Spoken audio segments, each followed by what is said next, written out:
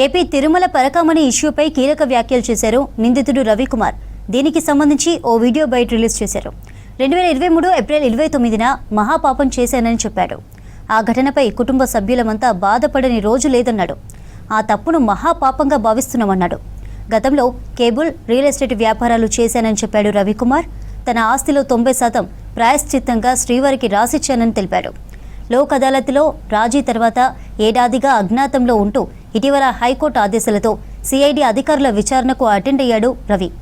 కొందరు తనను బెదిరించి ఆస్తులు రాయించుకున్నట్టుగా ప్రచారం చేస్తున్నారని ఆరోపించాడు. తనను బ్లాక్మెయిల్ చేసిన వారిపై కేసులు పెట్టానన్నాడు. తాను ఎలాంటి విచారణకైనా సహకరిస్తానని తెలిపాడు రవికుమార్.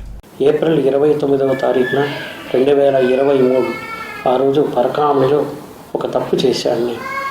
ఆ తప్పుకు ప్రాయశ్చితంగా నేను, మా కుటుంబము మహాపాపంగా భావించి నా ఆస్తిలో 90% స్వామివారికి ఇవ్వాలని అనుకున్నాము.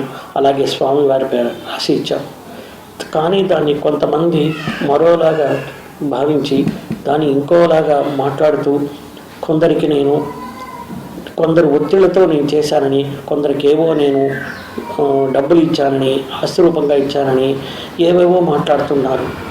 అది కాకుండా నా ఆస్తి నేను స్వామివారికి ఇవ్వటానికి ఎవరికో ఎందుకు ఇస్తాను చెప్పండి. అది కాకుండా నన్ను కొంతమంది బ్లాక్మెయిల్ కూడా చేశారండి. ఆ బ్లాక్మెయిల్ చేశారు. వారి మీద కూడా కొంతమంది మీద కేసులు కూడా పెట్టడం జరిగిందండి. నా బాడీలో, నా అవయవంలో నేను కొన్ని శస్త్రచికిత్సలు చేసుకున్నానని ప్రైవేట్ పార్ట్లో దాని గురించి చాలా అసభ్యకరంగా మాట్లాడారు. ఇది గత 2.5 సంవత్సరాలుగా 3 సంవత్సరాలుగా నేను, నా కుటుంబ సభ్యులు, నా భార్య పిల్లలు మనోవేదన చెందుతూనే ఉన్నాం. ఈ రోజు వరకు కూడా మేము ఆ బాధ నుంచి కోలుకోలేకుండా ఉన్నాము. వాటి గురించి డిబేట్లు పెట్టడం, మా గురించి అసభ్యంగా మాట్లాడడము మేము తీసుకోలేకపోతున్నామండి. దీన్ని పై న్యాయస్థానం వారు నాకు ఎటువంటి వైద్య పరీక్షలు నిర్వహించినా కూడా నేను దానికి సహకరిస్తానని, దానికి నేను సిద్ధంగా ఉన్నాను.